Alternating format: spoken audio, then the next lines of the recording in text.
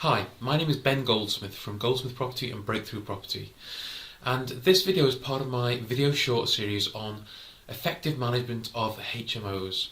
Now, managing a HMO is a little bit different from managing other kinds of properties like a single let property or serviced accommodation. Each have their own particular requirements when it comes to effective management. And one of the big issues that you will face as a landlord or manager of a HMO property is managing the bills on the property. Now normally, and it's not always the case, but normally the landlord will pay the bills on a HMO property. So the tenants pay their rent every month, and that's the only bill they have. They don't pay council tax or gas or water or electricity or internet. It's all provided for them, and it's rolled into their monthly rent bill. So one of the challenges you have as a landlord or manager of the property is to make sure that the heating isn't just turned on 24 hours a day, 7 days a week, because that's going to be very, very expensive for you if you're footing the bill. So what you need to do is have an element of control with yourself to stop it being on all the time, but you're also required that tenants have to have control of the heating in the property as well. So there's a bit of a fine line to be tread here. If it's very cold, tenants have to be able to turn the heating on, but you obviously want to make sure it's not on 24/7. Now, we've tried a couple of systems to do this. Initially, we tried British Gas's Hive system, and with that system, you set up times of the day when the heating comes on. You set up the temperature that the heating will heat the property to. So obviously, if you set it at 22 degrees and it's already 22 degrees, then although the heating's scheduled to come on, it won't come on because the house is already hot enough. And you can also set a minimum temperature, which if the property goes below that temperature, then the heating comes on whatever time of day it is to top it up to above that temperature. And the system works reasonably well, but what we found was the tenants have complete control to turn off that schedule if they want to, or to crank up the temperature and say we want to heat it to 30 degrees centigrade. And when I tried this system, I found that the tenants would take it off the schedule, they'd turn up the heating too high.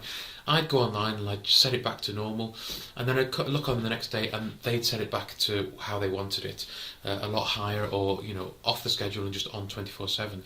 So we played this sort of ping-pong game with the controls of the heating system, which didn't really do what I wanted it to do. So I wasn't too happy with the British Gas Hive system. Now we found another system called Inspire, which is about it's about £200 to buy it, and I think it's really well set up for landlords in that, again, you set up a schedule of times when the heating comes on and it heats the property to a temperature that you define. You also set a minimum temperature that if at any time the temperature goes below that, then the heating comes on to heat the property. And the tenants can't play around with it. They can't change the schedule. If you set it up correctly, it comes on at those times of day, and that's it. Now, what they can do, which gives them the element of control they need, is there's a boost button. And you can set that up however you want. So boost could be for half an hour, 2 hours. But when they press the boost button, then again, the heating comes on and heats up to a certain temperature. Maybe 22, 23 degrees. That's typically what we set our properties for. So it has that balance between not letting them turn it on 24/7, or they can do if they keep boosting the button every hour.